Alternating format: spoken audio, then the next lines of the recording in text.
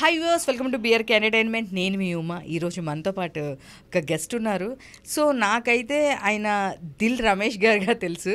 So ఆయన ఎన్ని సినిమాలు చేశారనేది నాకు ఇప్పటికీ డౌట్. ఏ సినిమాలో చూసినా ఆయన కనిపిస్తారు.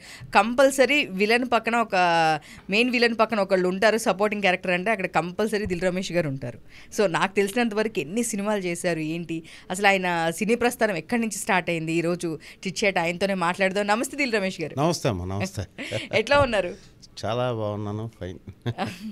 సో చాలా సినిమాలు, ఏ సినిమాలు చూసినా మ్యాక్సిమం మీరు లేకుండా అంటే సినిమా అనేది ఉండదు. యా, పెద్ద సినిమాలు కానీ ఏదైనా సరే ఒక మీడియం బడ్జెట్ దగ్గర నుంచి పెద్ద సినిమాలు అన్నిట్లో మెయిన్ విలన్ పక్కన కంపల్సరీ రమేష్ గారు ఉంటారు. యా. సో ఈ ప్యాషన్ కోసము ఒక స్కూల్ని కూడా మీరు అమ్మేసి ఇండస్ట్రీకి వచ్చారు అని నేను విన్నాను. అసలు ఏంటి స్టోరీ, ఏంటి సార్ బ్యాక్ స్టోరీ? అంటే మీరు చెప్పింది నిజమే, కానీ ఈ మధ్యలో నేను కొంత సినిమాలు తగ్గించాను నేను. అంటే పెద్ద సినిమాల్లో మీరు చెప్పినట్టు నేను ఇప్పటికి 255 మూవీస్ చేశాను. 255 అయిపోయినాయి. ఇప్పుడు రేపు 24న భస్మాసుర అని ఒక సినిమా కమిట్ అవుతున్నాను నేను మెయిన్ ఆ విలేజ్కి భస్మాసురుడు అనే ఉండే ఒక ఊరిని కాపాడేదానికి ప్రయత్నం చేసే ఒక సర్పంచ్ క్యారెక్టర్. మంచి క్యారెక్టరు. అలాంటి క్యారెక్టర్ల కోసం నేను గత 2 సంవత్సరాలుగా సినిమాలు చాలా తగ్గించుకున్నా నాకు నేనుగా. ఎందుకంటే మీరు చెప్పినట్టు 255 సినిమాల్లో నేను ఏదో ఒక మిర్చి, ప్రస్థానం, యాత్ర ఇలా kind of story based characters కొన్ని సినిమాల్లో చేశాను నేను. విలన్ కాకుండా, విలన్కి అసిస్టెంట్ కాకుండా సపోర్టింగ్ క్యారెక్టర్స్. ఇప్పుడు యాత్రలో ద లెజెండరీ యాక్టర్స్ ప్రస్తుతం ఆయన మమ్ముట్టి గారికి సపోర్టింగ్ క్యారెక్టర్, మంచి ఒక రైతు క్యారెక్టరు, ఫుల్ లెంత్గా ఆయనతో పక్కన చేశాను. అది నాకు బెస్ట్ ఎక్స్పీరియన్స్.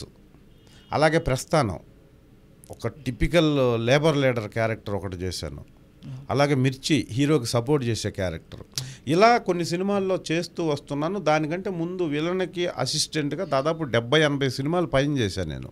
అవును, విలన్కి అసిస్టెంట్. ఏది మా దిల్లు, యజ్ఞము, లక్ష్మీనరసింహ, సంక్రాంతి, ఇలా పెద్ద సినిమాలు అన్నీ.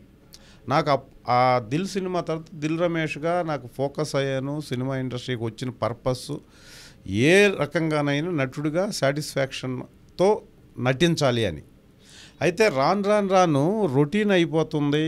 అదే ఫైట్లు, అదే చేజులు, అదే పరిగెత్తటము అనేదానికి బ్రేక్ ఈవెన్ అంటే బ్రేక్ తీసుకొని ఒక ఎస్టాబ్లిష్డ్ ఆర్టిస్ట్గా, పెద్ద ఆర్టిస్ట్గా కథ డిఫైన్ చేసే ఒక క్యారెక్టర్ చెయ్యాలి అంటే ఎక్కడో ఒక చోట ఆర్టిస్టే బ్రేక్ తీసుకోవాలి. అంటే నా వ్యూ అది. ఓకే. ఇప్పుడు మనల్ని డెవలప్ చేయడానికి ఇండస్ట్రీలో ఎవరు ఉండరు, మనల్ని ప్రమోట్ చేయడానికి కూడా ఎవరు ఉండరు. మీరు యాంకర్గానైనా, నేను యాక్టర్గానైనా, ఆయన కెమెరామెన్గానైనా మనల్ని మనమే రైట్ వేలో ప్రొజెక్ట్ చేసుకుంటూ ప్రమోట్ చేసుకోవాలి. ఇక్కడ బ్యాక్గ్రౌండ్ లేకుండా వచ్చాం కాబట్టి. సో మనకు వస్తున్నాయి కదా అని చేసుకుంటూ పోతుంటే, అంటే నేను ఇది మా నటకులో నాతో పాటు ఇండస్ట్రీకి వచ్చి, నాకంటే ముందు వచ్చి, నా తర్వాత వచ్చి ఇప్పటి వరకు బిజీగా యాక్ట్ చేస్తున్న చాలామంది నటీనటులకు నేను అనుకుంటున్న నా అభిప్రాయం ఇది. నచ్చితే ఎవరైనా ఫాలో అవ్వచ్చు.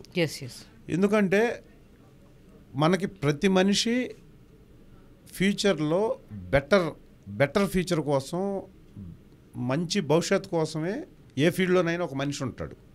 రైట్ వేలో, అక్రమం అన్యాయం కాకుండా పద్ధతిగా కష్టపడేవాళ్ళు ఇక్కడి నుంచి నెక్స్ట్ స్టెప్కి వెళ్ళాలని ట్రై చేస్తుంటారు. ఆ ప్రాసెస్లో నేను అంటే మీరు ఎక్కడ పట్టినా, ఏ సినిమా పట్టినా మీరు ఉంటారు అన్నదానికే ఆన్సర్ ఇది.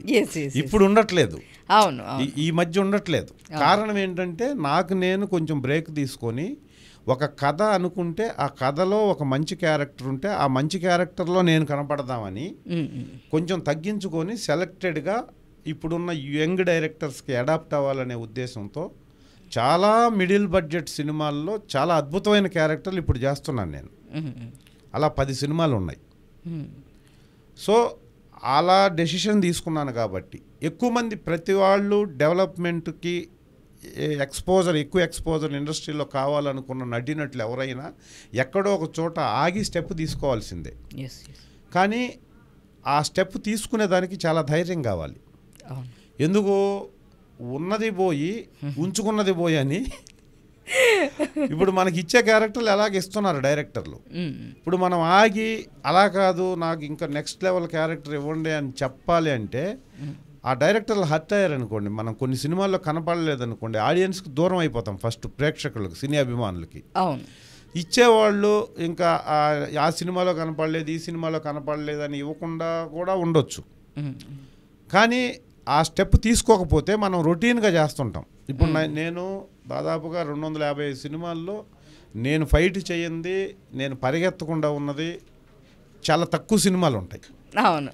మరి నేను 25 సంవత్సరాల నుంచి ఇండస్ట్రీలో ఉండి లాంగ్ రన్లో ఉన్న వరకు అలాంటి పెర్ఫార్మెన్స్ చేయలేను. ఆ చెయ్యలేక ఇండస్ట్రీ అవాయిడ్ చేసే పరిస్థితి వచ్చే లోపు మనమే ట్రాన్స్ఫర్మేషన్ చేసుకోవాలి మన క్యారెక్టర్ని. దానికోసం కొంచెం ఆగి ఆలోచించి, నాకు దేవుడి దయ వల్ల చాలామంది యంగ్ డైరెక్టర్స్ చాలా సపోర్ట్ చేస్తున్నారు. మంచి మంచి క్యారెక్టర్లు ఇప్పుడు చేస్తున్నా. అది ఆ రిజల్ట్ రావాలంటే ఇంకొక 6 నెలలు 1 year పడుతుంది.